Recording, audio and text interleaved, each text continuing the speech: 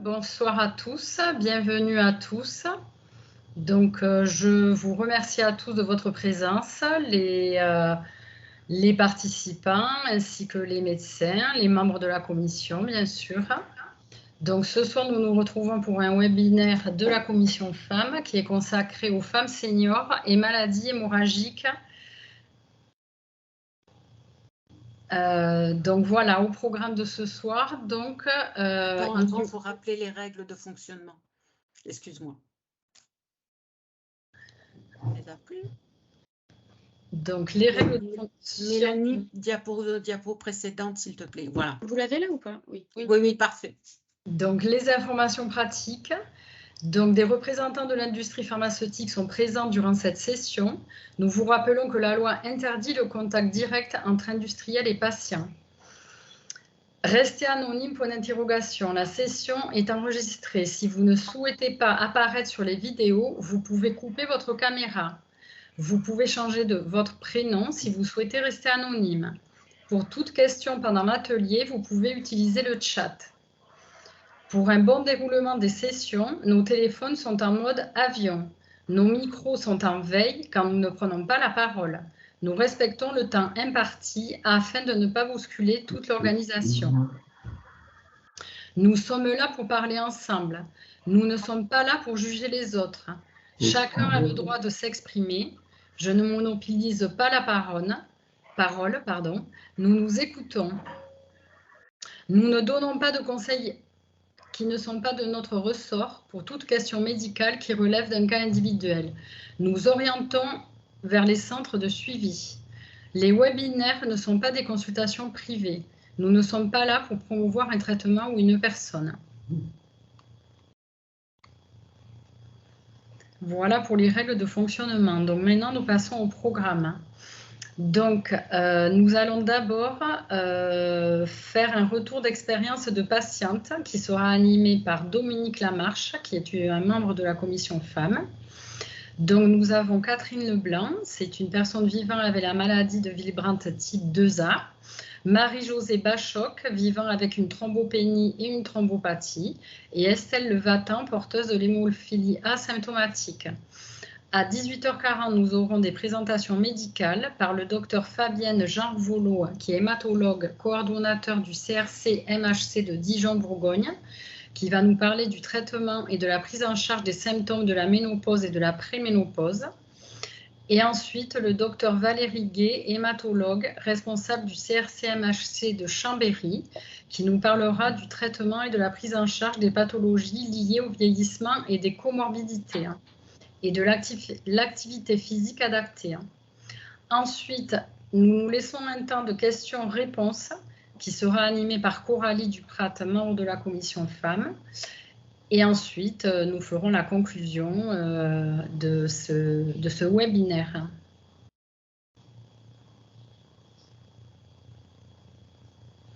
Voilà, donc du coup, nous allons donner la parole à Dominique, qui va donc interviewer les patientes. Donc, bonsoir Catherine, Marie-Jo, Estelle. Merci d'avoir accepté de participer au webinaire. Est-ce que vous voulez que l'une d'entre vous commence en premier ou comme vous voulez?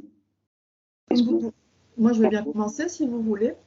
Catherine, d'accord. Donc, Catherine, est-ce que vous pouvez brièvement vous présenter et nous dire dans un premier temps quel est votre lien avec la maladie hémorragique? Alors, donc, je réside à côté de... J'ai 58 ans et je suis atteinte donc de la maladie Willebrand type 2A. D'accord. En lien avec votre maladie, pouvez-vous nous donner quelques précisions? À quel âge vous étiez diagnostiqué? Quel est le traitement? Alors, j'ai été diagnostiquée à l'âge de 15 ans suite à de nombreuses et importantes épistaxies. Ça, c'était durant l'enfance. Voilà, c'est suite à de nombreuses épistaxies assez importantes pendant mon enfance. D'accord. Et à ce jour, est-ce que vous vous sentez accompagné? isolé. Sur le plan médical, vous voulez dire, c'est plutôt Oui. la question, oui. Alors, accompagner, moi, je me sens un peu isolée et je pense qu'il y a un problème d'accompagnement À quel niveau? au niveau du suivi, au niveau du suivi, c'est-à-dire lors d'hémorragies importantes, la prise en charge, enfin, selon moi, n'est pas celle que j'attends. Je pense que l'autonomie est importante pour un patient, oui, l'éducation thérapeutique également, mais je pense que là, on est tout de même un petit peu livré à nous-mêmes. D'accord. Lors de graves hémorragies. Oui. Donc, si j'entends bien ce que vous dites, ça a une répercussion, bien entendu, sur votre vie quotidienne. Oui, tout à fait, parce que moi, je fais des hémorragies en général toutes les 6 semaines, à peu près. Donc je suis sous prophylaxie, très rarement, je suis presque sous perfusion, presque toujours en ce moment, toutes les 24 heures. D'accord.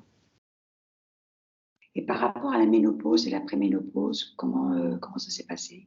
Pour moi, la ménopause, ça a été une délivrance parce que j'avais de très importantes de menstruations, donc je descendais quelquefois à des taux d'hémoglobine très bas, je suis descendue jusqu'à 6 d'hémoglobine. Donc la ménopause a été pour moi une délivrance. Bien sûr, d'accord. Donc aujourd'hui, apparemment, vous avez moins de peur, moins de crainte. C'est-à-dire que là, 1 an après ma ménopause, j'ai commencé à avoir des hémorragies digestives. Donc 1 an après, je crois que c'est à peu près 1 an et demi après la ménopause, des hémorragies digestives se sont manifestées et depuis 1 an et demi, je suis sous prophylaxie maintenant, avec des hémorragies assez fréquentes. D'accord. Donc malheureusement, une vie quotidienne un peu perturbée. Oui, c'est très compliqué en ce moment, oui, oui. Bien sûr. Est-ce que vous avez autre chose à rajouter? Non, pour l'instant, non, merci. D'accord. Et je vous remercie. Je vous en prie.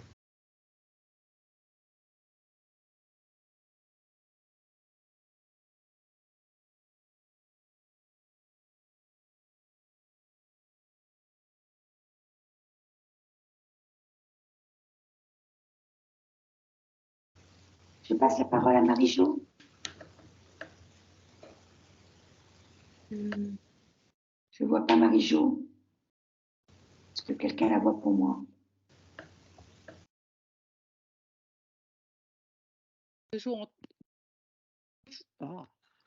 Si Marie-Jo, il faut qu'elle mette son micro. Mais j'ai mis mon micro. Ça y est, on vous entend, Marie-Jo. Pardon. Tout d'abord, je vous remercie d'avoir accepté de participer au webinaire. Est-ce que, comme Catherine, brièvement, vous pouvez vous présenter et dire quel est le lien de la maladie? Oui, tout à fait. Moi, je viens de Bordeaux. En fait, j'ai 74 ans. Et voilà, je présente une thrombopathie et pénie, mais relativement modérée. J'ai été diagnostiquée en 96 après avoir une chute de fer très, très anormale. J'ai été suivie donc à Bordeaux et voilà. Ok. D'accord, merci. Est-ce qu'à l'heure d'aujourd'hui, vous vous sentez accompagnée? Super, ça y est. Moi, en Ça, c'est fait, Dominique. j'ai Voilà. eu de la Merci beaucoup. J'ai eu de la chance, en fait, d'être à Bordeaux et d'être suivie par un chercheur et son mari, Paquita Nurden, et qui, en fait, enfin, avec qui ça s'est très bien passé. Et du coup, elle m'a beaucoup suivie et on a monté une association de patients à l'époque. Après, je suis suivie par quelqu'un qui était dans son service et voilà. Et c'est lui qui m'a contactée pour participer à cette réunion. D'accord. Et sur votre vie quotidienne, quelles répercussions a votre maladie? Moi, j'ai pas trop de... Enfin, là, en ce moment, j'ai une problématique, mais j'ai pas trop de répercussions parce que c'est modéré comme problème. J'ai un Glanzmann, mais avec une seule... Enfin, c'est à moitié de Glanzmann. Donc, voilà. Moi, oui, j'ai des bleus toujours. Enfin, voilà, il suffit que je touche quelque part, j'ai des bleus. Mais bon, je fais des hémorragies dentaires, enfin, des choses comme ça. Mais bon, voilà. C'est vrai que depuis la ménopause, moi, ça va beaucoup mieux parce que j'avais vraiment des pertes, enfin, des règles très, très abondantes avec des... Enfin, c'était vraiment un peu catastrophique. J'étais toujours fatiguée. Aujourd'hui, grâce à la ménopause, ben, j'ai plus ce genre de problème. Voilà. D'accord. Par contre, ce qui m'intéresse, enfin moi, ce qui me pose problème, c'est qu'en fait, quand on vieillit, hein, moi j'ai 74 ans, avec des comorbidités, et pour les traitements, c'est toujours un peu compliqué. Et là, notamment, j'ai des fibrillations cardiaques et du coup, pour les fibrillations cardiaques, il faut donner des anticoagulants et moi, voilà, c'est pas possible. Voilà, c'est pour ce genre de traitement. Voilà. Donc, en fin de compte, ces fibrillations cardiaques et le fait que vous soyez sous anticoagulants, vous avez donc des craintes et non, pour l'instant, je ne prends pas d'anticoagulants. On avait dit, bon, on attend encore 75 ans, mais ça va se présenter là et c'est compliqué. Voilà. D'accord. Oui, voilà. je vous en prie. Pardon? Vous voulez rajouter autre chose? Non. Voilà. Non. Enfin, voilà. Bon, mes craintes, c'est toujours bien sûr que si on prend des anticoagulants ou des médicaments, enfin, etc., faire un AVC ou ce genre de choses. C'est clair. Vous avez la possibilité d'en discuter quand même avec le corps médical. Oui, quand même, oui. Voilà. Il n'empêche qu'effectivement, les craintes sont toujours là. Voilà. D'accord. Écoutez, je vous remercie, Marie-Jo.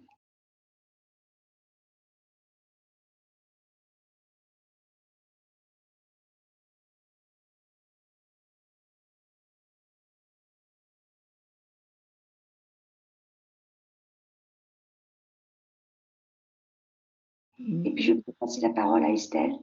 Oui, bonsoir. Merci. Merci à vous. Bonsoir Estelle, je ne vous vois pas. Ah, pourtant j'ai ouvert ma caméra, je me vois moi. Alors, qu'est-ce que Allez, j'ai? je vous vois. Je vous vois Estelle. Vous me voyez, d'accord. Voilà, merci. Bonsoir. Merci d'avoir accepté de participer au webinaire. Oui. Donc, comme Catherine et Marie-Jo, je vous demanderai de vous présenter très brièvement et de donner le lien avec la maladie hémorragique. Alors moi, mon père était hémophile A. Je l'ai toujours su, mais c'était quelqu'un qui ne se faisait pas suivre du tout médicalement parce qu'il avait été très traumatisé dans son enfance par des hémorragies qu'il avait eues sur des soins dentaires, une appendicite et peut-être l'ablation des végétations.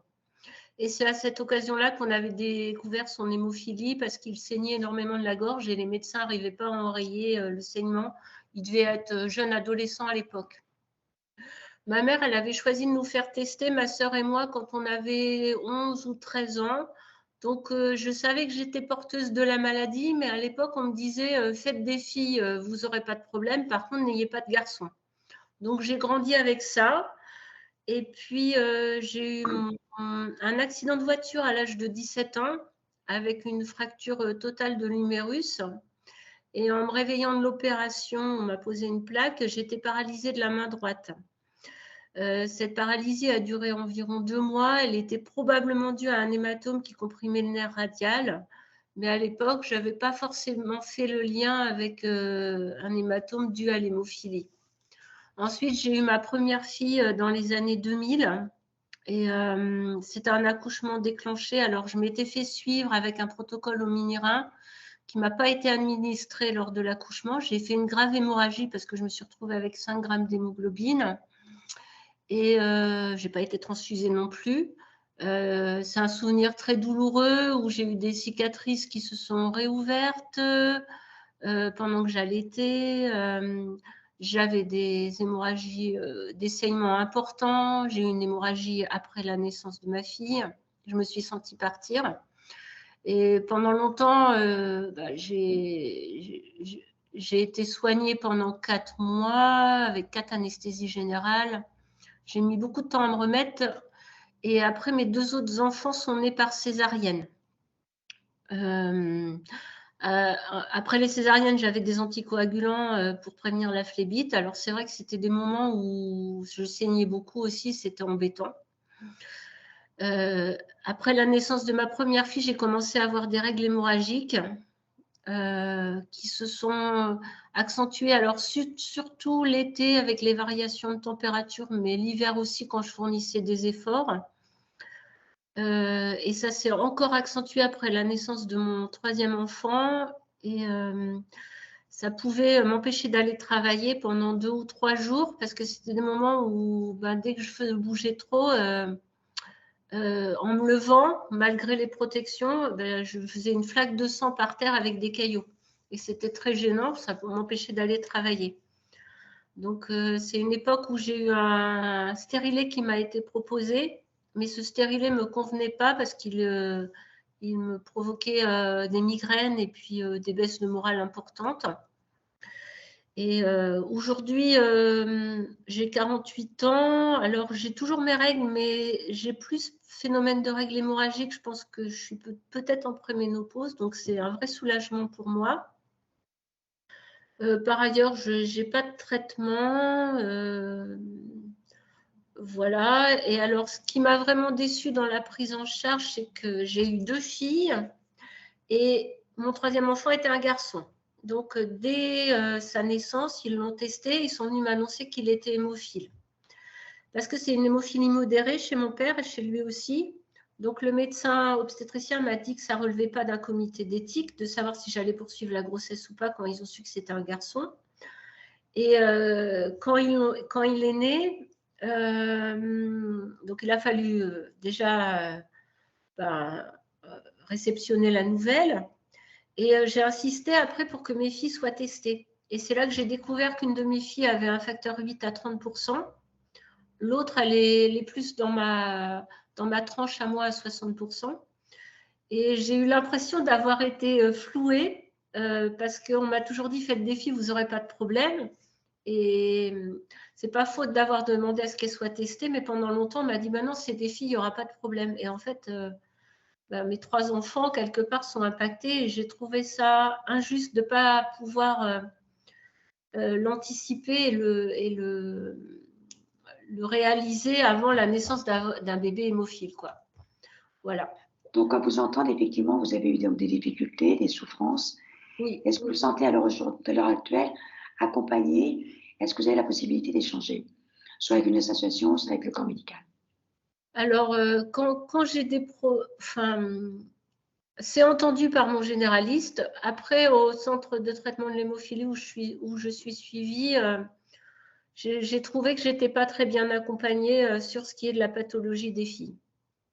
Autant mon fils, ils en prenaient énormément soin, mais pour ma fille, non, j'ai trouvé que c'était mal accompagné. Et pour moi aussi. Et alors d'aujourd'hui, quelles sont vos peurs, vos craintes et votre état d'esprit, bien entendu? Alors, les grossesses de mes filles, c'est quelque chose qui m'inquiète, les éventuelles grossesses de mes filles. Et puis, l'idée d'être bien prise en compte s'il y a une intervention chirurgicale, c'est-à-dire avoir un protocole qui est respecté par les médecins au moment où on a une intervention chirurgicale, quoi. Je vous remercie. C'est moi qui vous remercie.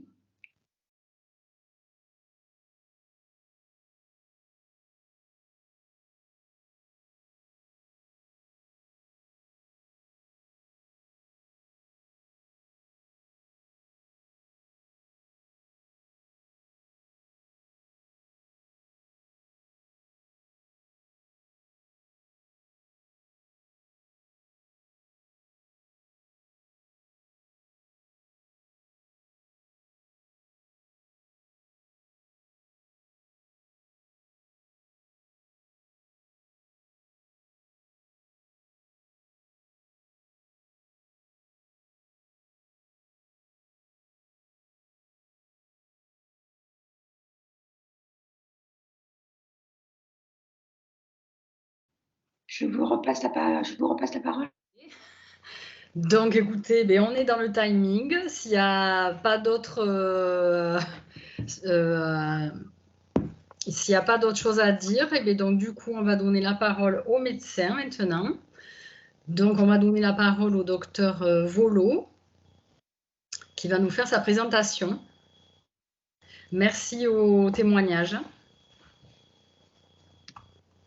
Bonsoir à toutes. Un grand merci je voulais vraiment beaucoup remercier l'association des hémophiles et notamment Madame Dien et Madame Collet qui m'ont demandé ce soir de participer à votre réunion et de vous parler de la période de la ménopause.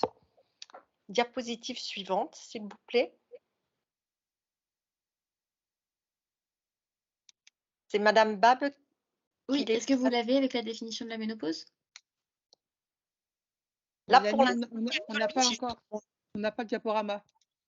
Ah, on n'avait pas le diaporama. Enfin, on a le diaporama, mais pas, on a les. le titre, c'est tout. Et là, maintenant.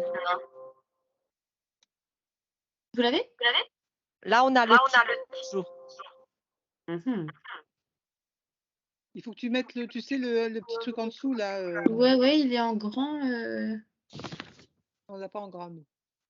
Alors, attendez. On a la Mélanie, t'es définition. sur deux écrans? Non, je suis sur un écran. On a en petit, quoi.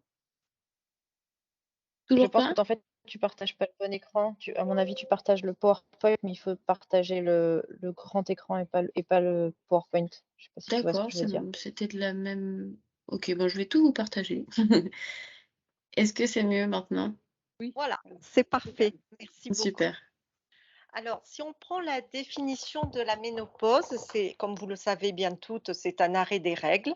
C'est en fait un arrêt du fonctionnement de l'ovaire quand il n'y a pas d'ovocytes, plus d'ovocytes et d'ovules, il n'y a plus de règles. Généralement, cette ménopause, elle survient entre 45 et 55 ans, mais parfois, ça peut survenir plus tôt. Et par exemple, on parle de ménopause précoce quand elle survient avant 40 ans. C'est assez rare, ça ne concernera que 1% des femmes. Pour parler et avoir vraiment la définition de la ménopause, il faut vraiment être 1 an sans règles pour pouvoir parler réellement de ménopause. Alors, il y a certains signes qui vont être un petit peu avant-coureurs de ménopause. On va pouvoir observer un raccourcissement des cycles. Des cycles, au lieu d'être des cycles de 28 jours, vont être des cycles, par exemple, de 25 jours. Ça va être des règles plus irrégulières avec saut d'1 mois, 2 mois et puis parfois aussi des règles plus abondantes, ce qui peut poser, quand il y a une maladie hémorragique constitutionnelle, des problèmes hémorragiques. Peuvent survenir également des seins qui vont être tendus, douloureux avant les règles, ainsi qu'un ballonnement abdominal. Il peut y avoir d'autres signes aussi qui peuvent apparaître, comme des troubles génito-urinaires, dus par exemple à une perte d'élasticité, des douleurs au moment des rapports, en rapport avec une sécheresse vaginale, des troubles du sommeil, de l'humeur, une fatigue, une perte de l'attention, des variations de poids. Mais en tout état de cause, la ménopause, c'est pas une maladie, c'est une étape importante dans la vie, qu'on n'est pas toujours ravi parce que ça signe une augmentation de l'âge, mais ce n'est qu'une étape dans la vie. Il y a d'autres signes qui peuvent être présents que l'absence de règles. Dans 50% des cas, on observe des bouffées de chaleur. Il peut y avoir des troubles de l'humeur, une insomnie dans 30% des cas, une diminution de la libido dans 20% des cas, des tensions au niveau des seins, des douleurs articulaires, une fatigue et des maux de tête. Diapositive suivante, s'il vous plaît. Alors, à cette époque-là de la préménopause, ça va être très important pour toutes les femmes d'avoir un bon suivi pour justement permettre de dépister précocement des signes qui pourraient être anormaux. Donc, le suivi, il est bien important au niveau du généraliste, mais aussi de son gynécologue. Bien voir le poids, parce que c'est souvent une période où laquelle on prend un petit peu de poids. La taille aussi, parce qu'il peut y avoir des pertes de taille et si la perte, commence à devenir importante de 2 à 4 centimètres, eh bien, il pourra vous être proposé de faire une ostéodensitométrie osseuse pour s'assurer qu'il n'y a pas d'ostéoporose. Bien entendu, l'examen clinique, gynécologique et mammaire sera très important. En ce qui concerne les tests qui doivent être faits, vous savez qu'on réalisait des frottis. Maintenant, ce qu'il est recommandé, c'est de faire le test qui s'appelle HPV-HR, c'est pour le papillomavirus. Il est recommandé de le faire 3 ans après le dernier examen cytologique, c'est-à-dire si le frottis a été trouvé normal. Et puis un nouveau test HPV-HR sera à refaire tous les 5 ans quand il est négatif. En ce qui concerne la mammographie, on vous proposera une mammographie à faire tous les 2 ans, entre 50 et 74 ans.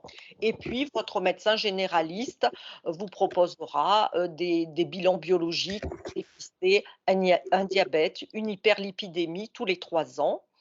Bien entendu, si vous venez à présenter des saignements utérins alors que vous êtes en période de ménopause, que vous avez des douleurs abdominales importantes, une échographie pelvienne vous sera également proposée.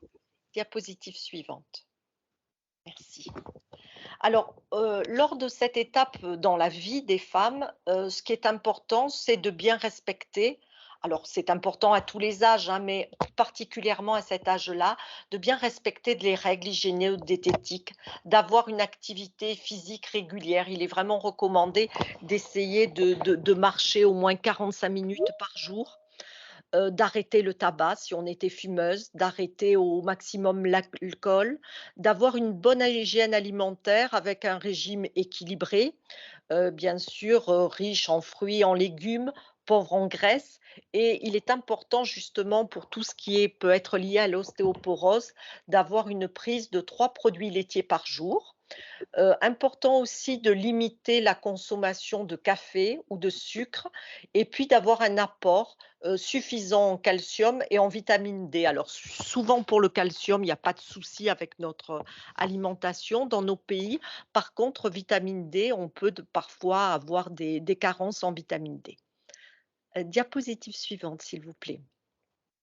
Alors, en préménopause, avant justement d'avoir, comme l'ont exprimé certaines femmes auparavant, quelquefois une délivrance, hein, de plus du tout avoir de règles, mais avant cette phase de plus avoir de règles, bah, souvent dans préménopause, on peut avoir des règles un peu trop abondantes et ça sera important à ce moment-là de consulter son gynécologue, son centre, hein, avec lequel il est important d'avoir gardé des contacts réguliers et pourront vous être proposés les antifibrinolytiques. Vous les connaissez sûrement sur le nom d'Hexacil, hein, que certaines ont eu justement pour leurs premières règles ou avant d'avoir une prescription d'une pilule ou d'un stérilet qui régule tout ça. Souvent, en première intention, c'est un traitement qu'on propose, l'Hexacil, qui peut être donné soit en comprimé de 500 mg et on propose 2 comprimés matin, midi et soir, soit plutôt en ampoules buvables. À ce moment-là, c'est 4 ampoules par jour.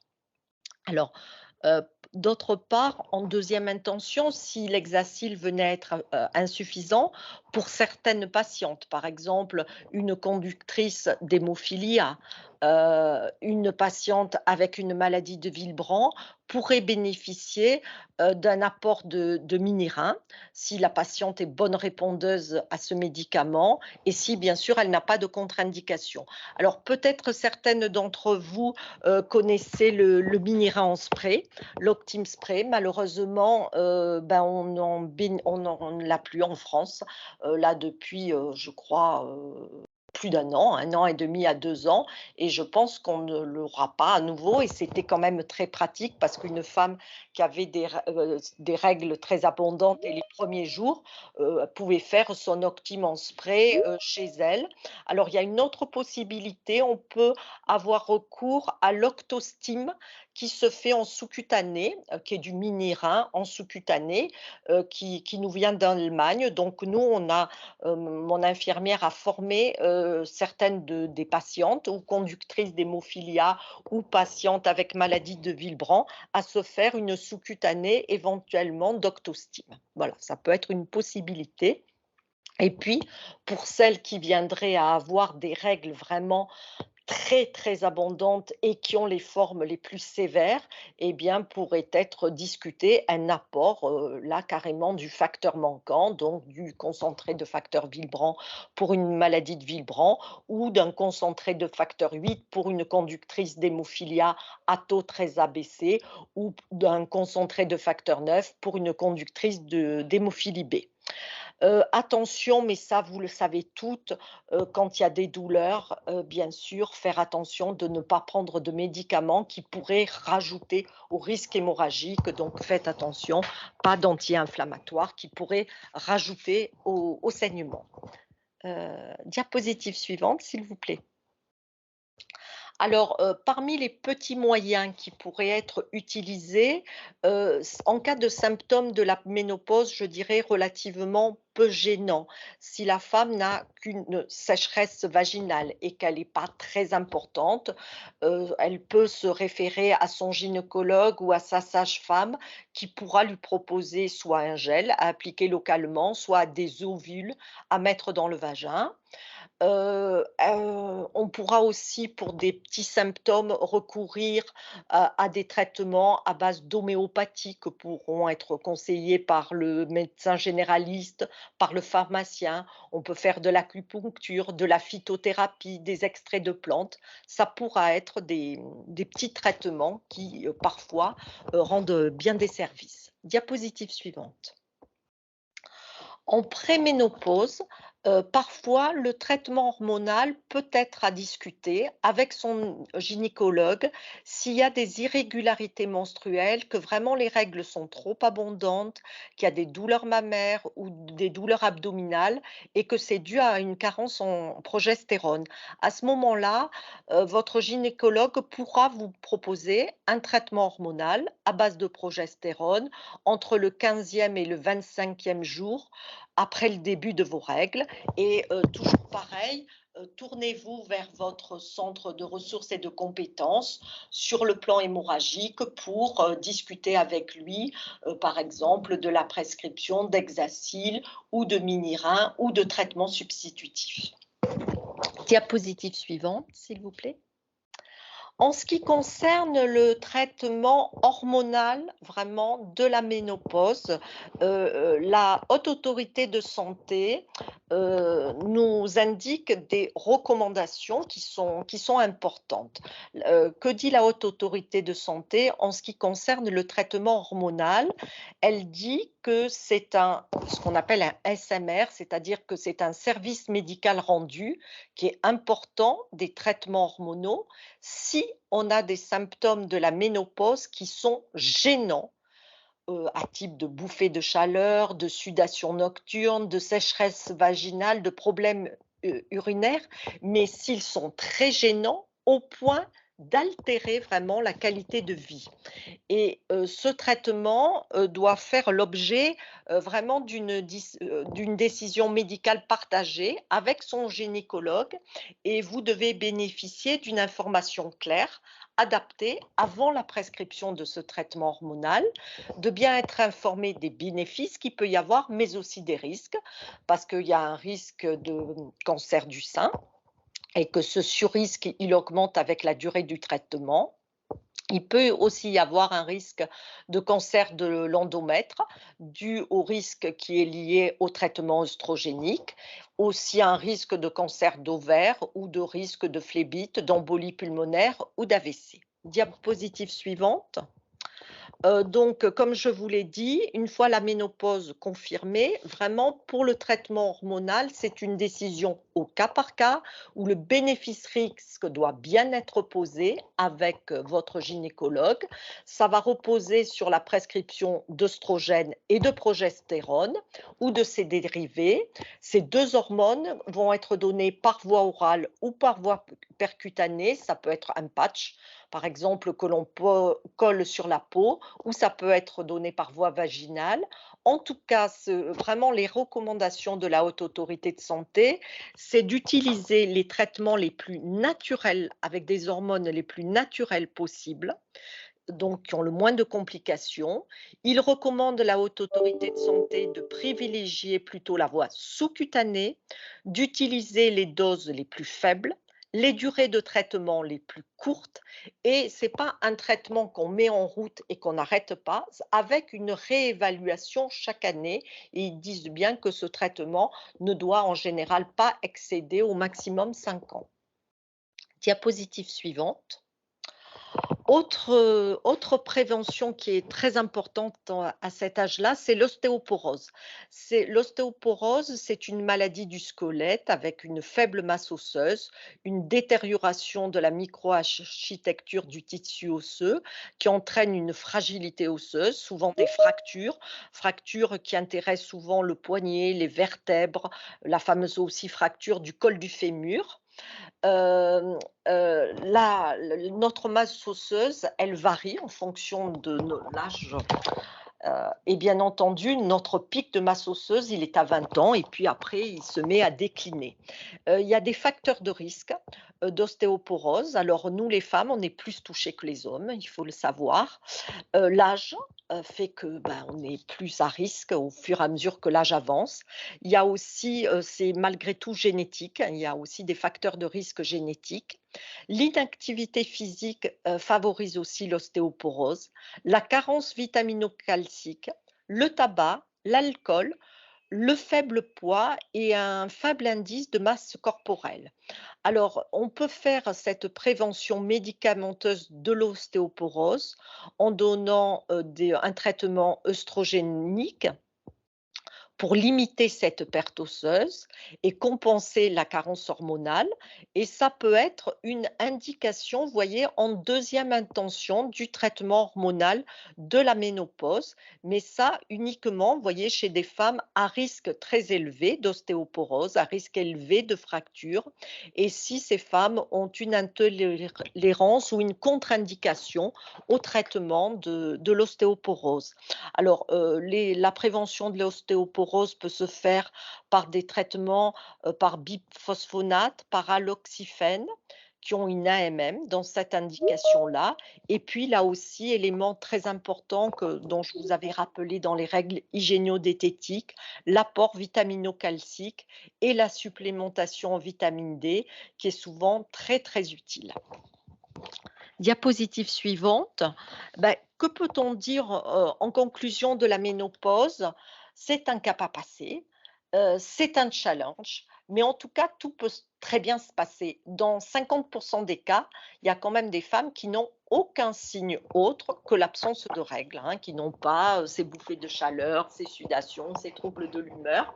C'est très important aussi quand on a un problème de maladie hémorragique constitutionnelle de garder des contacts réguliers avec son centre de ressources et de compétences pour vous aider, pour vous soutenir.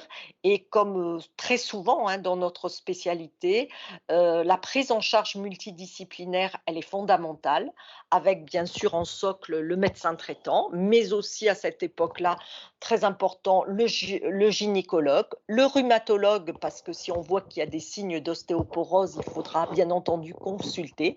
Et puis pour celles qui vivent beaucoup plus difficilement cette période de vie, l'apport du psychologue est très important. Voilà, je vous remercie. Donc, je reprends la parole. Merci beaucoup, Dr Voulot, pour cette présentation qui était très riche et très claire. Je pense que tout le monde a bien compris. C'était très clair. Merci beaucoup.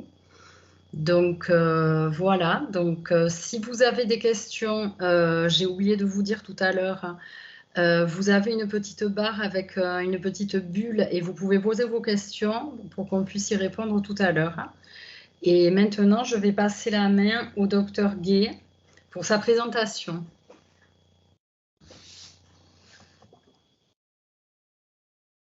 Bonsoir. Donc, il y a déjà la diapo. Merci de m'inviter à parler effectivement des femmes seniors et des maladies hémorragiques constitutionnelles rares, en sachant que malheureusement, déjà, le côté senior pour les patients hémophiles n'a pas été beaucoup étudié, et pour les femmes seniors avec maladie hémorragique, c'est encore moins. Donc, je vais essayer de vous en parler tout en disant que je pense qu'il va falloir qu'on pense à des études sur certaines pathologies liées au vieillissement chez les femmes seniors avec maladie hémorragique. Ça sera important. est-ce qu'on peut avoir la diapo suivante, s'il vous plaît? Donc, vous dire déjà, et il y a des choses pour lesquelles je donnerai des particularités liées aux maladies hémorragiques et puis des choses tout à fait générales. Donc, comme disait Fabienne Volo, le vieillissement, ça touchera tout le monde et il faut savoir qu'il y a des modifications physiologiques liées au vieillissement.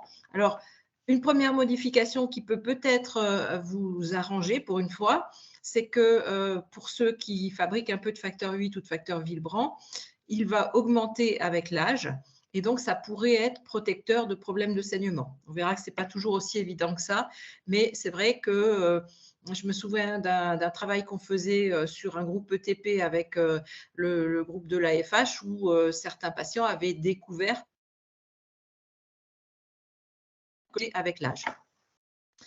Ensuite, on aura les problèmes de perte de masse osseuse et musculaire. Donc, on en a déjà parlé, Fabienne en a parlé un petit peu avec l'ostéoporose.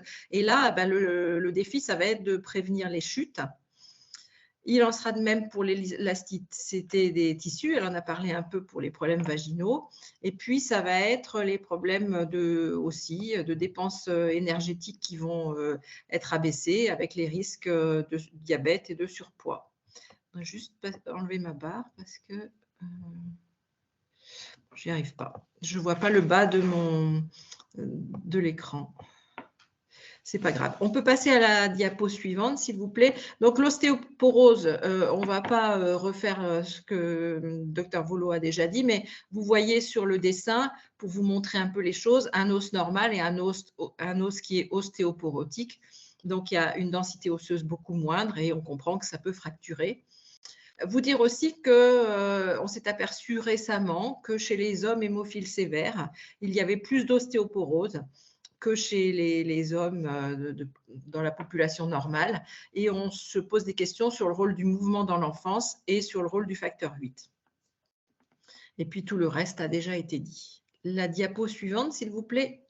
Donc, un petit focus sur les saignements digestifs. Alors, j'ai dit que effectivement, quelquefois, le facteur 8 et les facteurs Villebrand pouvaient monter, mais on sait quand même qu'il y a des saignements digestifs, surtout dans les pathologies de type maladie de Villebrand et thrombopathie ou thrombopénie.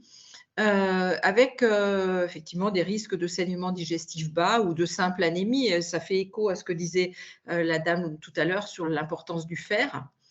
Et dans certains cas, ça augmente en prenant de l'âge. Alors, il y a une pathologie qu'on commence à bien connaître, qui est l'angiodysplasie, c'est la photo du haut. Excusez-moi, finalement, visiblement, il y a un petit souci, il y a des gens qui ne voient plus la présentation. Ah. Donc, je ne sais pas ce qui se passe. Mais on va attendre. Yannick, c'est ton cas aussi? Non, non, je la vois, Yannick, mais j'ai plusieurs personnes dans le chat qui Je ont pense dit que c'est des qu'ils problèmes voyaient de plus. connexion, Yannick. En fait, Ça doit j'avais être des problèmes cliqué de connexion. sur l'image du docteur Gay, et ce qui fait que la présentation est partie en bas. Et en recliquant sur la présentation, ça s'est remis en plein écran. Donc, c'est peut-être ça. Hein. Bon, on va patienter 2 minutes. Quelquefois, il y a du retard, hein, de toute façon. Oui, par contre, dans l'immédiat, Je pense qu'en fait, coupez vos caméras, ceux qui ne sont pas, qui ne prennent pas la parole, s'il vous plaît. Ça va faciliter aussi la gestion. Merci. Est-ce que vous pourrez me dire quand ça a recommencé, s'il vous plaît? en fait, ce qu'expliquait Christine, c'est que vu que le docteur Gay est en évidence, si vous cliquez sur l'image du docteur Gay, c'est le docteur Gay que vous voyez en grand et la présentation en petit. Voilà, c'est revenu. Donc, il faut recliquer sur la présentation. Regardez donc l'écran avec les diapos, c'est plus intéressant. Donc, je reprends. Donc, je parlais d'une particularité qui pouvait augmenter avec l'âge, surtout dans les maladies de Villebrand ou de problèmes de plaquettes. Ce sont les angiodysplasies. Donc, je ne sais pas si vous savez ce que c'est qu'un angio, mais en tout cas, je vous montre la photo d'une angiodysplasie dans l'intestin. Vous voyez cette petite lésion rouge. Et malheureusement, dans certaines maladies de Villebrand, ça augmente avec l'âge. Et c'est vrai que c'est toujours une surprise, une mauvaise surprise d'ailleurs pour les patientes qui se disent « chouette, j'ai fini, je suis ménopausée, j'ai plus les problèmes gynéco » et après arrivent les angiodysplasies, même si pour certaines jeunes femmes, ça arrive beaucoup plus tôt. et avec des difficultés parce qu'effectivement, ça va donner des anémies fréquentes, des hémorragies digestives basses et une difficulté d'acceptation de ces patientes d'une éventuelle prophylaxie. Donc ça, c'est vraiment quelque chose qu'il fallait mettre en évidence. La deuxième chose, ce sont les polypes qui saignent. Vous voyez, les polypes, c'est une espèce de petite tumeur à l'intérieur de l'intestin. C'est le dessin du bas, l'image du bas, qui ne sont pas toujours forcément cancéreuses, mais qui peuvent saigner. Et je dirais on a beaucoup plus de saignements digestifs bas chez les patients avec des maladies hémorragiques ou chez les patients qui prennent des anticoagulants. Je dirais que quelquefois, c'est une chance parce que ça permet de détecter plus tôt les polypes et avant que le polype éventuellement ne se transforme en cancer. Pour explorer, bien sûr, on va avoir la gastroscopie qui est une exploration en rentrant par la bouche, une caméra. La coloscopie, la même caméra, mais qui rentre par l'anus.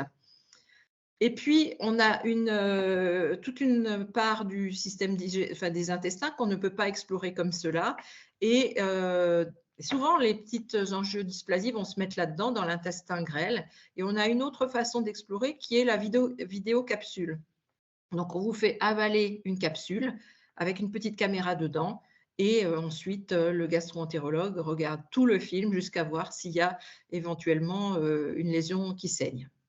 Et enfin, en dernier recours, on a l'entéroscanner ou l'IRM, l'entéro-IRM, qui peut, dans certains cas, nous faire trouver encore certaines lésions.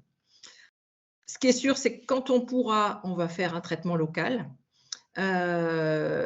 Lorsque ce sera accessible, et notamment dans les maladies de Willebrand, on va peut-être prévoir un traitement d'abord au moment du saignement et peut-être, si ça revient trop souvent, un traitement préventif par notamment des facteurs Willebrand.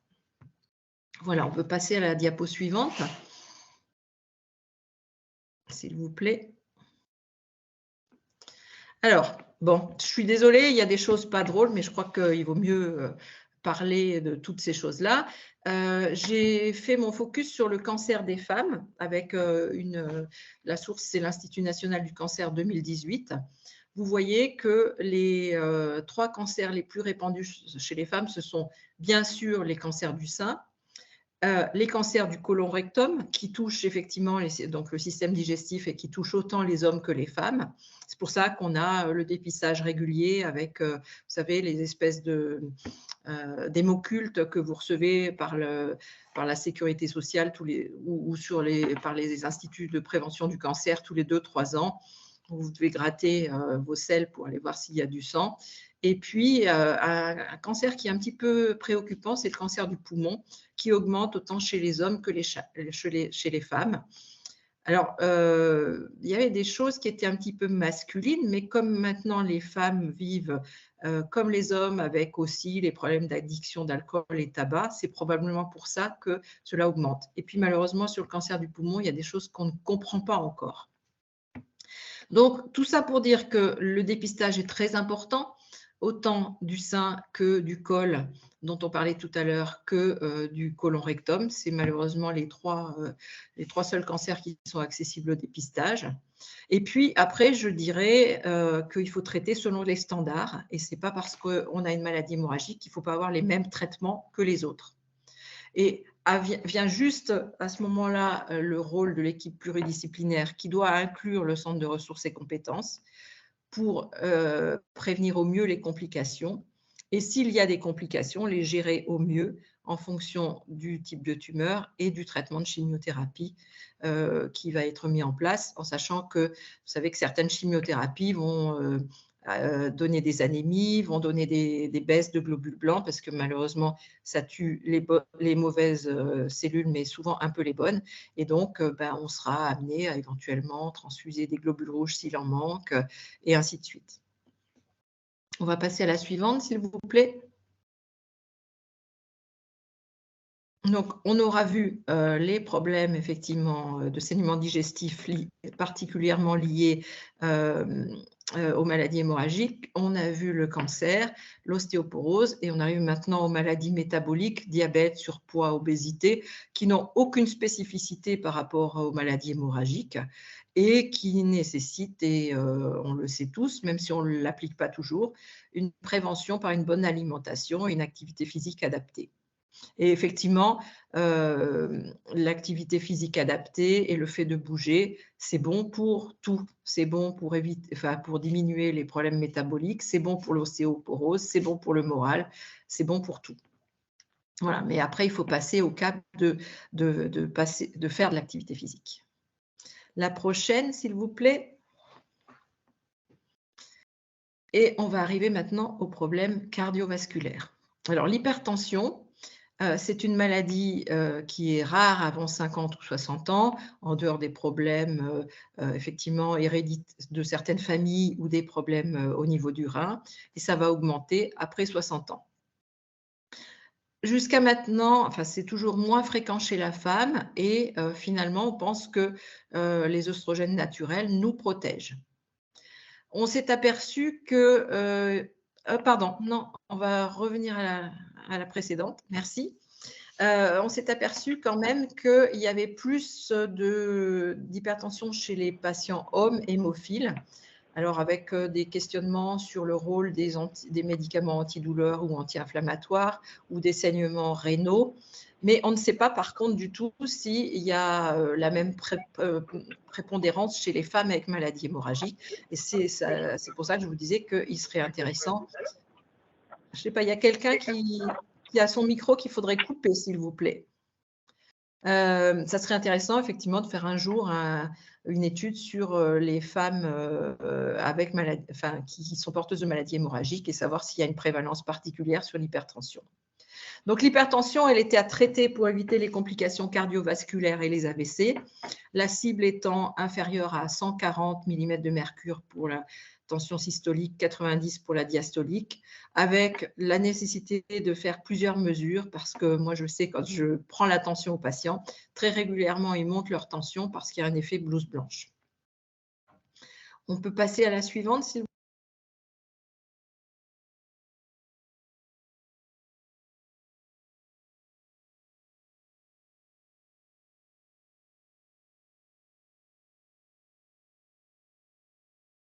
Réactivez votre micro, Valérie. Il est désactivé. Depuis quand je suis désactivée? Depuis moins d'1 minute. Bon, ça va. Donc, je pense que vous avez tout entendu sur l'effet blouse blanche de la tension.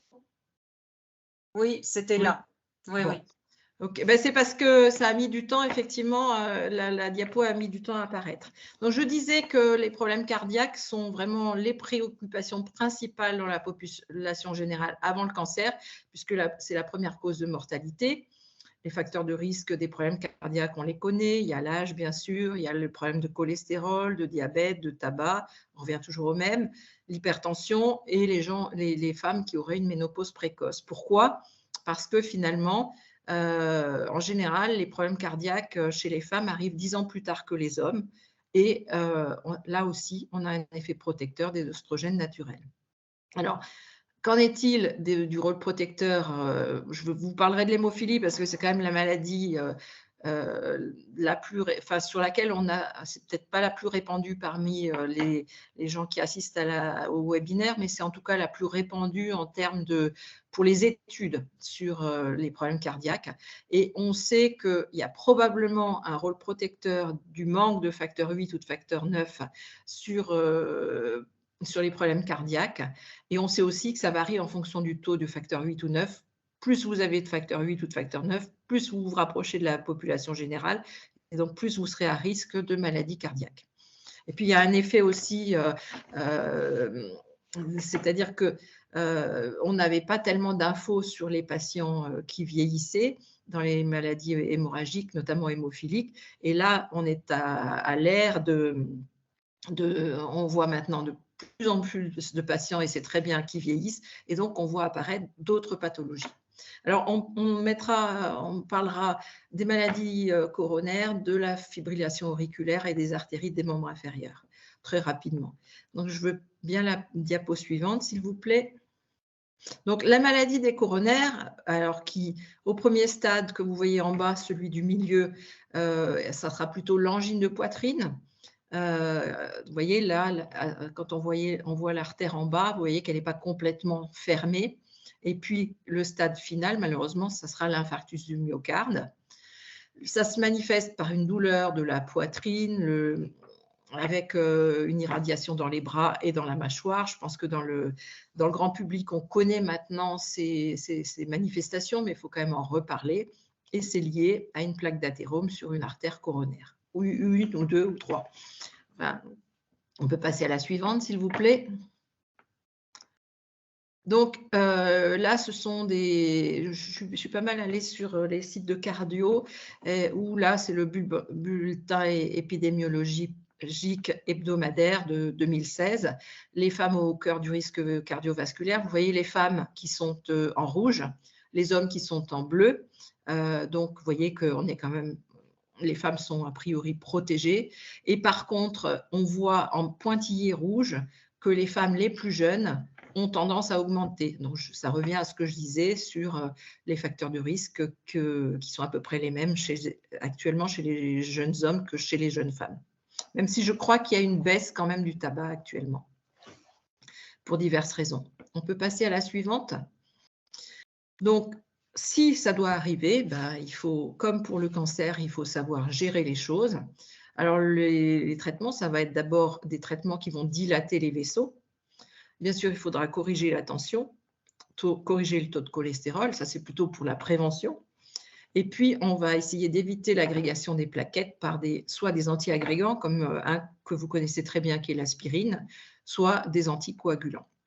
Et ce qui se fait le plus souvent, et vous avez l'image à côté, c'est de dilater au moment où ça arrive l'artère par un stent, qui est un espèce de ressort, pour éviter que l'artère ne se referme. Donc voilà. Ça arrive de plus en plus souvent chez les hommes. Hein. Moi, je ne connais pas, mais probablement, peut-être vous connaissez une femme avec une maladie hémorragique qui a eu ce problème.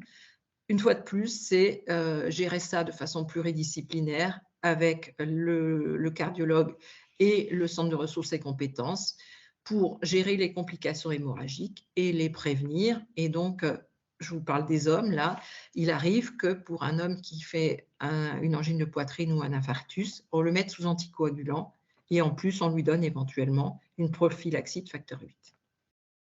On peut passer à la suivante, s'il vous plaît. Alors, on arrive à la fameuse fibrillation auriculaire. Alors ça, c'est complètement autre chose.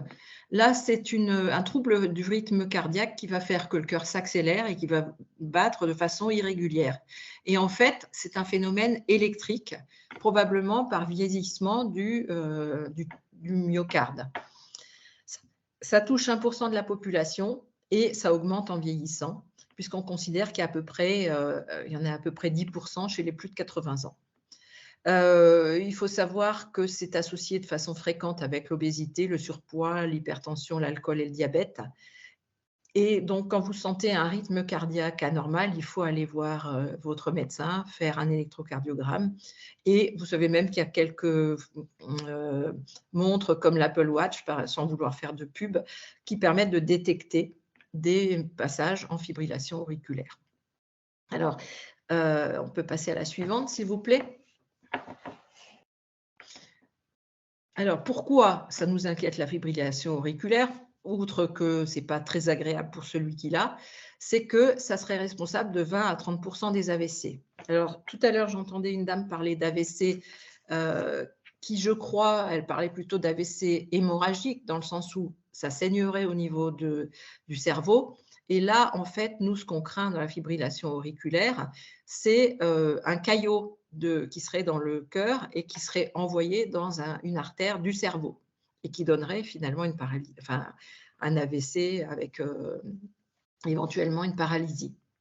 Vous voyez toujours les sources du BEH qui montrent que la femme est toujours protégée par rapport à l'homme, avec toujours une tendance quand même à monter dans les femmes jeunes enfin, les femmes jeunes que les femmes moins âgées. J'ai pas là, je suis désolée, j'ai pas ma légende, mais je crois que non, c'est 2010 et 2018. Donc ça, c'est l'AFA, il ne faut pas la laisser s'installer. Et donc, même si on a peur des risques hémorragiques, il faut essayer de trouver comment prévenir cette fibrillation auriculaire. Donc, ça va passer par des anticoagulants et par des régulateurs du rythme cardiaque. Alors, dans les anticoagulants, juste un petit mot. Antérieurement, on utilisait, et ça doit vous parler, les antivitamines K. Donc qui étaient assez difficiles à manager et qui, en plus, étaient assez hémorragiques. Depuis plus de 10 ans, on utilise des anticoagulants oraux directs, qu'on appelle des AOD, qui sont beaucoup moins hémorragiques et qui donnent moins d'hémorragie cérébrale. Donc, c'est pour ça qu'on a tendance à les prescrire de plus en plus souvent. Si les anticoagulants sont contre-indiqués, on a quand même deux possibilités. Peut-être une anticoagulation courte et faire une cardioversion qui est une espèce de choc électrique qui permettent quelquefois que le cœur revienne dans un rythme normal. Ou alors on peut aller fermer l'oreillette. Et ça, c'est des choses qui sont remboursables enfin, c'est une petite intervention chirurgicale cardiaque, mais c'est quelque chose qui peut avoir une place lorsqu'on est contre-indiqué aux anticoagulants. On peut passer à la suivante, s'il vous plaît. Oui, alors j'avais dit que je parlerais des problèmes d'artérite. L'artérite, en fait, c'est des membres inférieurs, c'est le même problème d'athérome, mais dans des grosses veines, des grosses artères, par exemple, comme l'aorte ou les artères iliaques ou fémorales. Et ça donne des gens qui vont avoir des difficultés à marcher parce qu'à chaque fois qu'ils vont marcher, ils vont avoir leur douleur sur les jambes. Je m'arrête là. Si vous voulez, vous poserez les questions.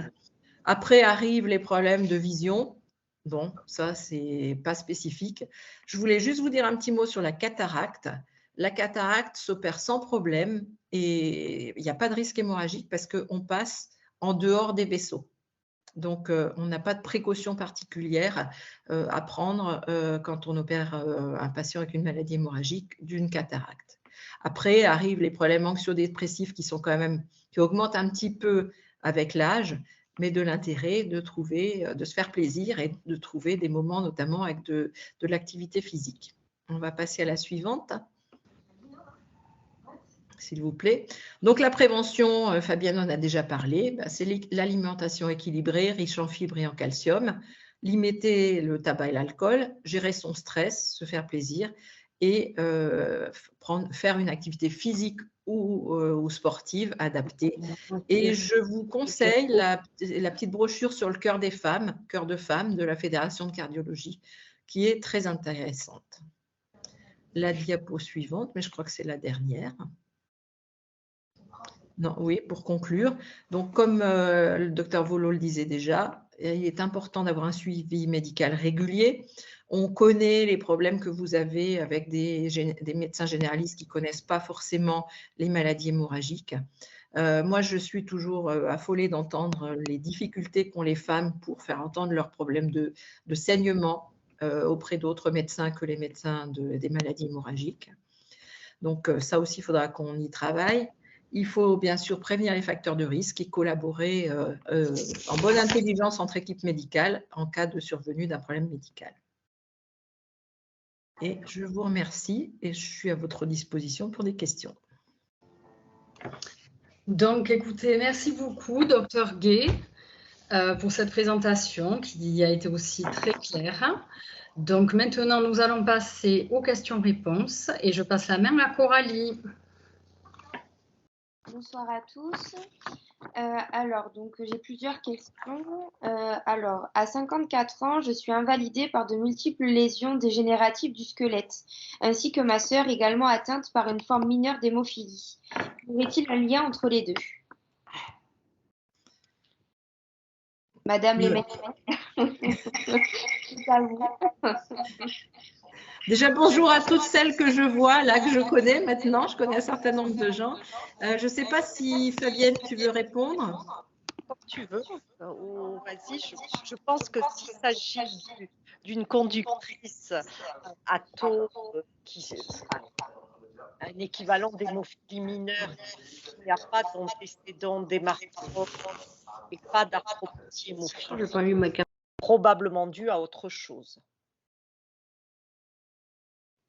D'accord, merci. Donc, je ne sais pas si la dame a fait des hémarthroses dans sa jeunesse qui auraient pu ne pas être traitées, mais si elle n'en a pas fait, et si elle a un taux à 30%, 35%, je pense que c'est plutôt autre chose. Mais bon, se rapprocher de son centre, voir un rhumatologue et savoir, enfin les examens, je pense, les radiographies, les échographies ou l'IRM auront permis de faire le point sur les lésions.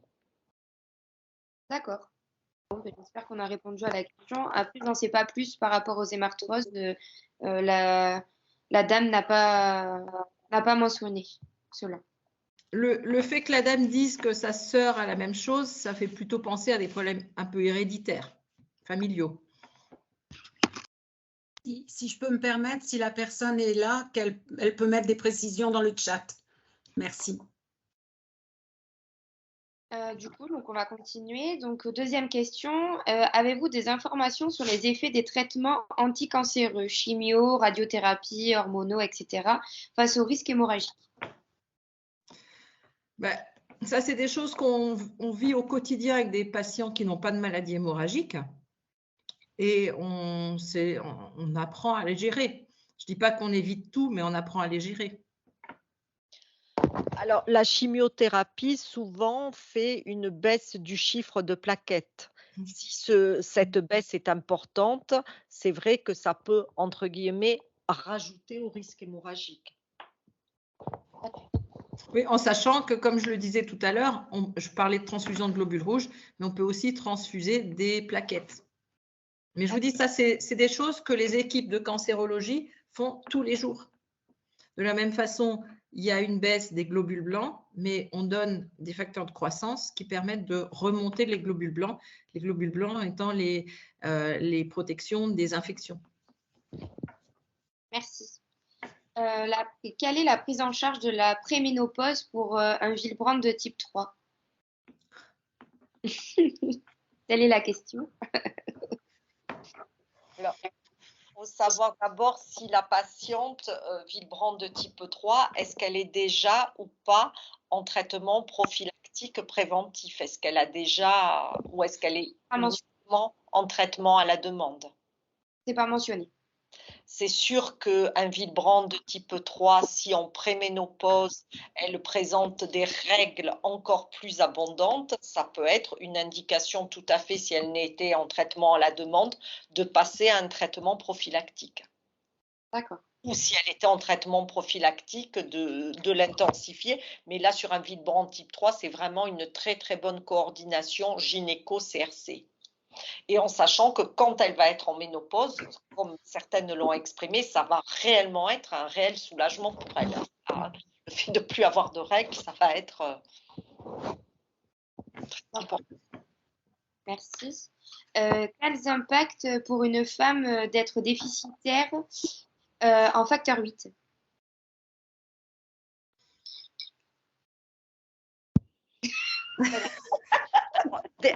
Non, on se regarde pour savoir laquelle va parler. La question est finie. Point d'interrogation. Le problème, c'est qu'on a des conductrices qui ont un taux de facteur 8 à 6-7%, et puis on a des conductrices à taux entre guillemets bas qui ont 35%. Donc la symptomatologie hémorragique, elle est quand même pas du tout la même. En sachant que les choses ne sont pas simples, parce que vous avez au même taux de facteur 8, il y a des gens qui vont saigner, d'autres qui ne vont pas saigner. C'est ce qu'on appelle le phénotype hémorragique, ça. Donc, parce que je voyais qu'il y avait une dame qui se demandait si elle était conductrice ou pas et qui demandait quel examen vérifier pour savoir si on est conductrice, ben, c'est doser le facteur 8, éventuellement les facteurs Willebrand, et puis discuter avec un médecin pour voir un peu les répercussions hémorragiques ou non. Et le statut de conductrice, l'affirmation absolue, c'est la génétique. C'est la génétique, oui. D'accord. Bon, mais du coup, donc on a répondu déjà à une question. Du coup, je l'enlève, c'est bon. Du coup, les femmes hémophiles, est-ce qu'elles ont une espérance de vie plus grande, moins grande, pareil que les personnes normales? Comment ça marche? Comme tu veux, vas-y. Vas-y, vas-y. Bah, l'espérance, on On est au point. riait un petit peu toutes les deux parce qu'on a été chargé par la filière hémorragique de travailler sur le PNDS, c'est-à-dire le protocole national de diagnostic et de soins sur les hémophiles seniors. Donc, on a travaillé ces dernières semaines, ces derniers mois avec Valérie de façon intensive, justement sur ces problématiques et sur l'espérance de vie. Alors, spécifiquement sur les femmes, il y a beaucoup moins de données que chez les hommes, mais ce qu'on sait, c'est que l'espérance de vie aujourd'hui, dans le cadre, les femmes en général dites hémophiles, parce que les femmes hémophiles sévères, il y en a 6 en France. Donc, je pense que la dame qui posait la question se disait femme hémophile et en fait conductrice d'hémophilie à taux ABC, ce qui correspond en général à une hémophilie modérée mineure. Et aujourd'hui, on considère que l'espérance de vie, elle est tout à fait celle de la population générale. Ensuite, donc on a une femme qui a un traitement hormonal de la ménopause, elle a de la prolifération de la muqueuse utérine pouvant déclencher des saignements importants. Est-ce que la solution, c'est la thermocoagulation de l'endomètre? C'est bien ça. Il y a un moment, ça a été coupé, je n'ai pas entendu. Quel moment ça a été coupé? Avant muqueuse utérine. Ok, donc elle a de la prolifération de la muqueuse utérine sous progestérone pouvant déclencher des saignements importants. Est-ce que la solution, c'est la thermocoagulation de l'endomètre? Ça peut être une des options. D'accord. Et en plus, c'est assez facile. Mais ça, voir avec son gynécologue. Hein. D'accord. Enfin, moi, je ne me prétends pas. Oui. Mais c'est vrai que c'est quelque chose qui arrive souvent en préménopause. Et pour en discuter souvent avec les gynécos, c'est quelque chose qui est facile parce que ça se fait par les voies naturelles et ça rend vraiment service aux femmes. D'accord. Si c'est pour passer le cap de 2 ans de préménopause, ça vaut la peine. Ok. Après, du coup, donc la prochaine question, vous en avez parlé, docteur, sur votre diapo, donc je ne sais pas si vous voudrez rajouter quelque chose ou pas. Que faire en cas de fibrillation cardiaque? Je crois que j'ai répondu, effectivement. Si la question est plus précise, on peut la reposer, la personne peut la reposer oralement. D'accord. Est-ce que la personne voudrait la reposer ou pas? Peut-être que c'est la dame qui a témoigné au début. Oui, je pense lui avoir répondu. Donc, oui. Oui, en fait, oui, mais c'est toujours assez angoissant de se dire qu'on va être obligé de prendre des anticoagulants. Oui, c'est angoissant, mais si on pèse le pour et le contre entre effectivement risquer un AVC avec une hémiplégie, donc une paralysie de moitié du corps, ou risquer de saigner un peu, alors que je vous ai dit que les anticoagulants étaient maintenant assez bien, enfin même très bien supportés, je pense que ça vaut la peine. Et je vous ai parlé des 2 alternatives possibles avec la cardioversion, voire la fermeture de l'oreillette. Donc, je crois qu'à un moment, c'est vrai que quand on a toujours vécu avec une maladie hémorragique, on se dit je suis protégée de certaines choses. Mais malheureusement, comme on traite de mieux en mieux, il y a des choses qui vont arriver à tout le monde parce qu'on vieillit, et tant mieux. Et je crois qu'il y a un moment, il faut faire confiance. On vous a trop dit à un moment, et moi je m'en aperçois aussi, on dit trop aux gens, aux femmes notamment avec des maladies hémorragiques, jamais d'aspirine, jamais d'anti-inflammatoire. Et en fait, dans certains cas, on peut le faire. Alors, c'est vraiment faire confiance aux médecins. Quand on est jeune, mais nous avons toutes les deux dans notre centre une proportion importante d'hémophiles d'un certain âge qui maintenant sont sous aspirine ou sous AOD.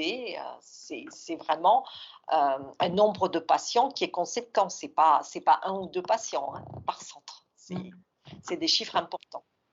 D'accord. Merci. En tant que probable syndrome des nerfs dans l'os vasculaire ou autre trouble vasculaire pas encore identifié, est-ce qu'elle est concernée?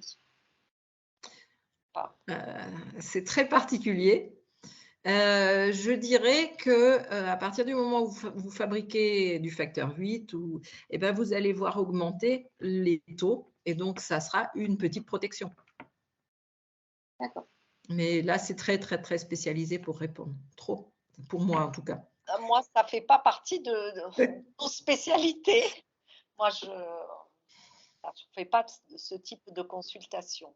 D'accord, merci. La prise de traitements hormonaux à un âge précoce peut-il provoquer une ménopause précoce? Comme je l'ai dit tout à l'heure, il y a quand même des recommandations de l'HAS. Il faut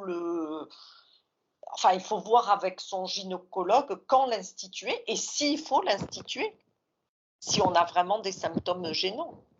Alors, j'ai peut-être compris la question un peu différemment. Ça serait peut-être une jeune femme qui prendrait une pilule tôt parce qu'elle a des maladies hémorragiques.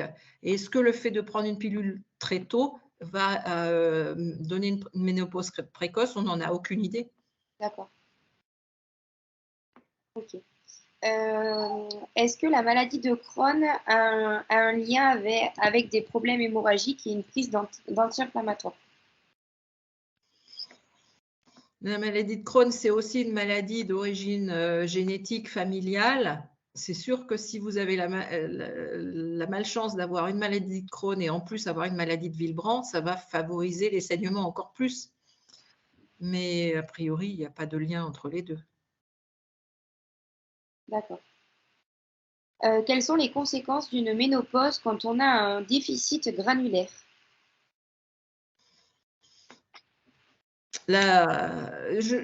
Moi, il me semble que sur la ménopause, enfin, il va falloir traiter la ménopause comme pour toutes les femmes, mais là où on aura le moins de solutions, c'est pour les maladies plaquettaires, effectivement. Donc, il faudra vraiment traiter les symptômes, donc pas hésiter à mettre un traitement hormonal. D'accord. On est un peu démunis sur les problèmes de plaquettes. Oui, c'est pas encore assez avancé, malheureusement. Oui. Ensuite, j'ai une autre question. Donc, j'ai 40 ans, je suis mère hémophile A sévère. Mes règles ne sortent presque pas ou parfois juste une journée. Dois-je prendre ça comme de la ménopause?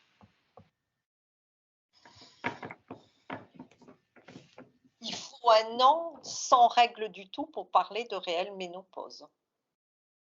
Donc après, aller voir son gynécologue, j'en ai pas parlé, mais il y a aussi des tests biologiques en dosant la FSH, le stradiol qui peuvent être effectués et qui peuvent orienter en disant c'est effectivement une ménopause ou pas.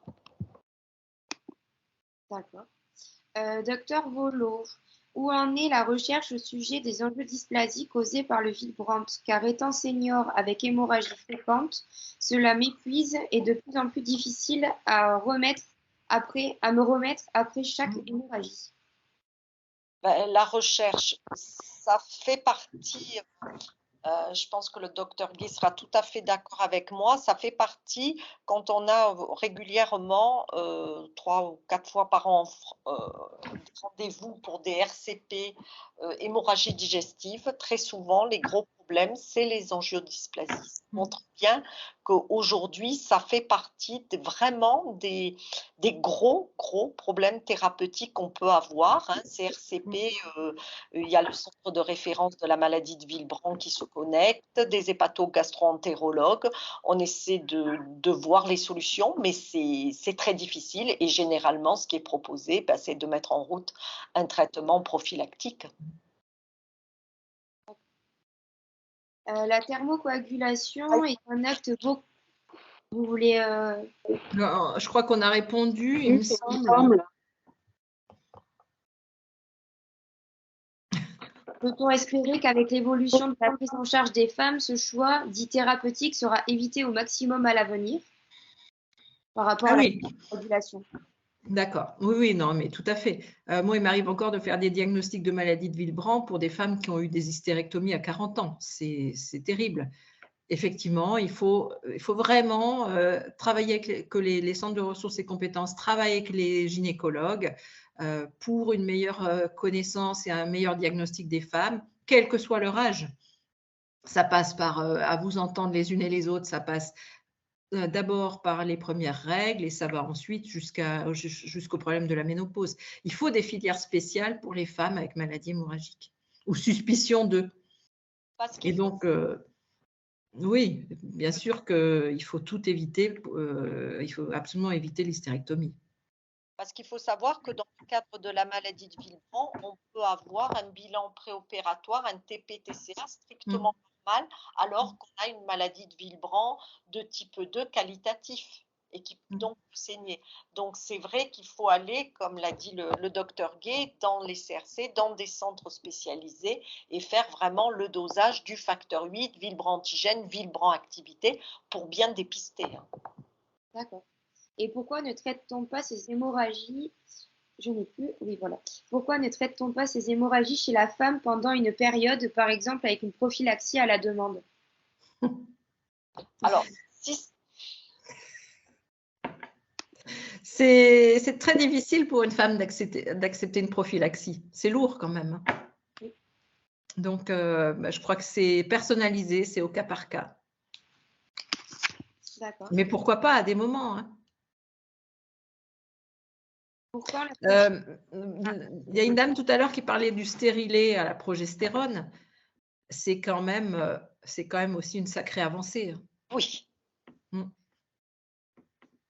Il faut pas désespérer. Je pense qu'il faut vraiment avoir contact avec son gynécologue et qu'on va trouver un moyen de vraiment améliorer les choses sur le plan hémorragique. Gynécologue et CRC. Et c'est vrai que le stérilet à la progestérone, ça a quand même… Si je peux me permettre d'intervenir, je ne suis plus à l'image, il y a Nicolet, pour avoir participé à de nombreuses réunions et échanges, je vais faire un petit peu de provocation parce qu'on parle de traitement pour l'hystérectomie.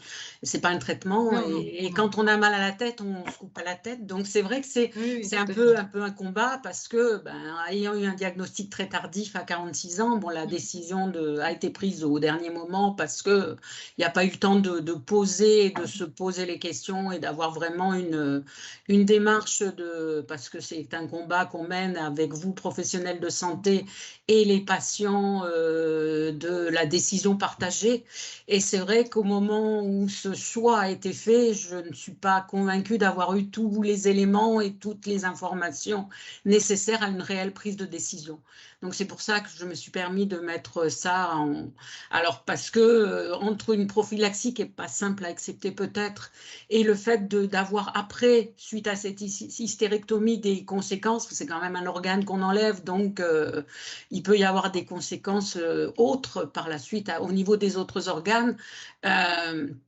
C'est vrai qu'il est important de mettre l'accent sur le fait de prendre le temps de bien poser le pour et le contre et le fait de est-ce que c'est un mieux ou moins bien, quoi.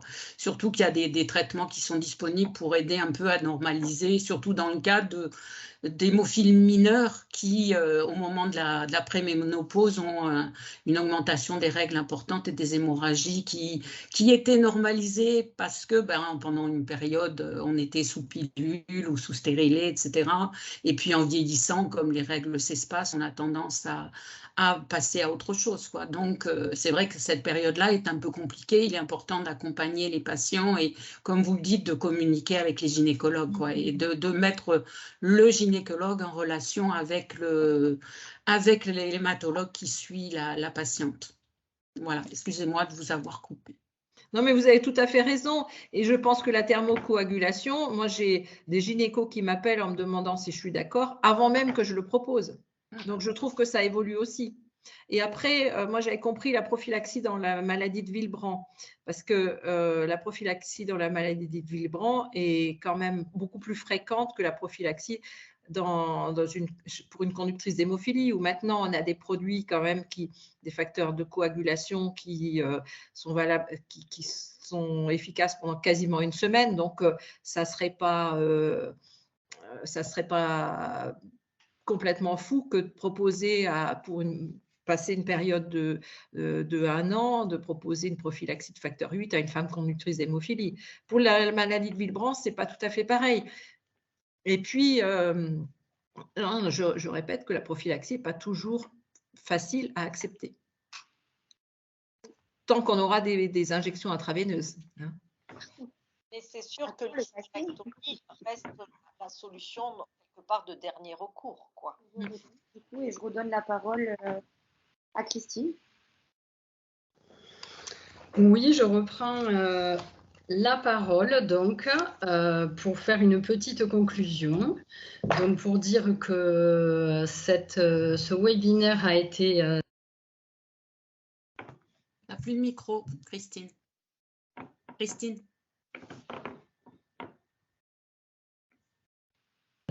Christine. Est-ce que vous m'entendez? Oui. Excusez-moi.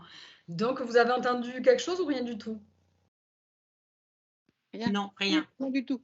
Donc, je disais donc que j'allais conclure en disant que ce webinaire avait été très suivi, qu'on avait eu beaucoup de questions, que donc, pour revenir un petit peu sur ce qui s'était dit, il faut garder en mémoire que la ménopause, c'est un grand changement pour la femme et la femme qui a une maladie hémorragique en particulier, qu'il y a bien sûr des complications liées à la ménopause, mais qu'il y a des traitements qui peuvent répondre à ces complications, que des fois c'est des traitements très simples, les règles hygiéno-diététiques, l'activité physique, comme disait le docteur Volo, la prévention. Ce qui est très important, donc, c'est le suivi pluridisciplinaire. Donc, ne pas hésiter à aller chez son gynéco, à aller consulter son centre d'hémophilie, bien entendu, et son hématologue.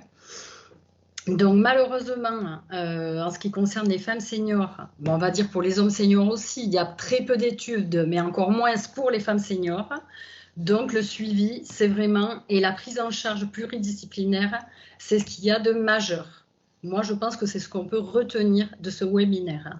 Se faire suivre, aller consulter, c'est ce qu'il faut faire, je pense. Voilà. Donc, je tenais à remercier toutes les personnes présentes, tous les membres de la commission femmes, bien sûr, tous les intervenants qui ont fait vraiment des exposés très clairs et très précis. Voilà. Et après, je ne sais pas s'il y a quelque chose d'autre à rajouter. Il y a une deuxième page après. Pardon? Il y avait une deuxième page sur la présentation pour clore. Pardon. Pardon. Excuse-moi. Donc, vous pouvez nous retrouver et retrouver les webinaires de 2021 et de 2022 en replay sur le site de l'AFH, dans la rubrique de la commission femmes, bien sûr. En 2023, nous prévoyons de faire un deuxième webinaire sur le désir d'enfant qui s'intitulera Grossesse et accouchement, premier semestre 2023. Il y aura aussi un autre webinaire au deuxième semestre de 2023. Donc, on vous demandera de répondre à un petit sondage dans la newsletter et sur les réseaux sociaux pour définir un thème. Voilà, donc vous pouvez bien sûr nous contacter la commission femmes à femmes@afh.asso.fr. Voilà, et nous restons à votre disposition s'il y a d'autres questions que nous pourrons faire parvenir à des professionnels ou vous y répondre si on peut y répondre, bien sûr. Voilà. Donc ensuite, on vous demande de répondre à ce petit sondage en cochant le numéro qui correspond à votre météo personnelle concernant ce webinaire. Voilà, donc vous nous dites si ce webinaire vous a plu ou pas. En mettant dans le chat le numéro, soit 1, soit 2, soit 3, soit 4, soit 5. Merci. Voilà, merci Yannick. De rien. On a un nouveau logiciel, on est encore un peu dans les calages, quoi. Par contre, je me permets d'intervenir pour clore le webinaire, vraiment pour vous remercier parce que ça a été un succès. Ça montre que cette thématique intéresse et préoccupe.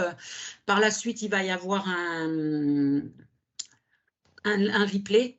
Donc, n'hésitez pas à le partager autour de vous parce que la deuxième partie concerne aussi bien les femmes et les hommes seniors parce que la problématique du vieillissement concerne les hommes et les femmes, même s'il y a certaines orientations qui sont liées aux femmes puisque c'était un webinaire sur les femmes. Et les actions de la commission femmes sont aussi liées à justement votre participation et votre soutien. C'est-à-dire c'est parce que vous êtes nombreux à assister au webinaire et à interagir avec nous. Donc, rapprochez-vous de vos comités si vous souhaitez qu'on vienne intervenir dans vos régions pour faire des présentations, pour animer des tables rondes, des groupes d'échange, etc. Parce que c'est aussi très important de partager. Et parce qu'on se retrouve souvent isolé et la communication entre nous et avec les pairs est vraiment quelque chose de très important. Donc, on vous remercie encore beaucoup d'avoir été là, d'avoir participé, de nous faire remonter vos questions si vous en avez de nouvelles qui apparaissent. Et voilà. Vos questions et encore merci beaucoup. Et vos suggestions si vous en avez.